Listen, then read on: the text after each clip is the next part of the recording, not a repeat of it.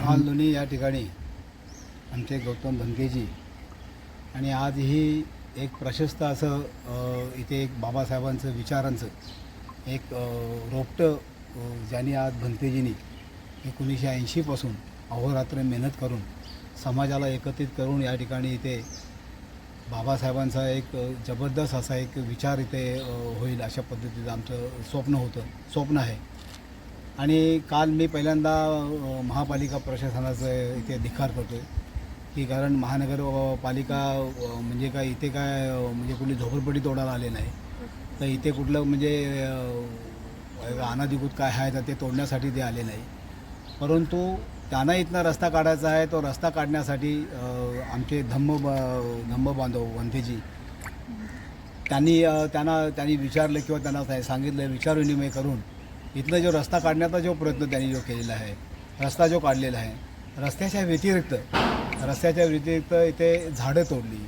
काल इथे तथागतांच्या मूर्ती देखील हे हटवून त्यांनी हे केलं, बौद्ध स्तूप त्या ठिकाणी हे केलं, तोडण्याचा प्रयत्न केला आहे।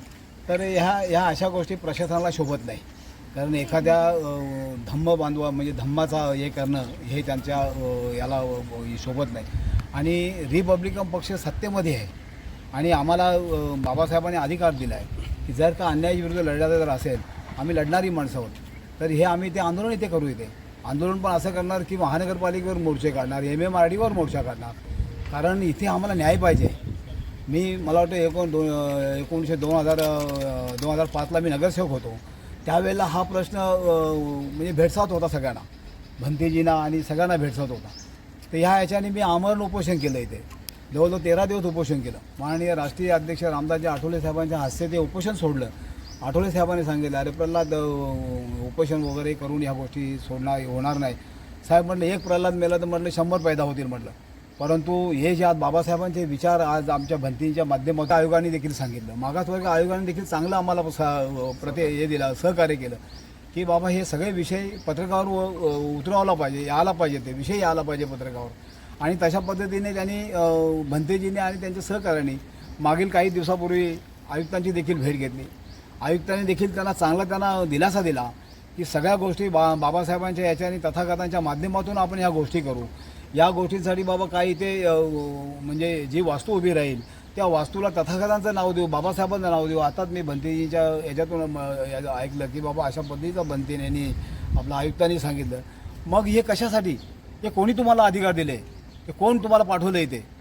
कारण काय हे मुंबई आहे आणि इथे का बिहार नाही की बाबा म्हणजे दादागिरी करून तुम्ही म्हणजे एखादा म्हणजे त्या ठिकाणी आयुक्त साहेब आणि उपायुक्त प्रसाद बोरकर त्यांनी बऱ्याच लोकांना घेऊन आले असतं। त्यांना आम्ही प्रथमच त्यांच्याकडून माहिती घ्यायचा प्रयत्न केले, काय आपल्याकडे सक्षम प्राधिकरण किंवा कोर्टाचा काय आदेश आहे का या ठिकाणी बुद्धमूर्ती निष्कासन आणि अन्य जो बांधकाम आहे ते निष्कासन करण्यासाठी। तर त्यांनी माहिती दिली का त्यांच्याकडे काहीच आदेश नाही आहेत, परंतु त्यांनी इशारा देत होते काय 8-10 पथक तयार केलं।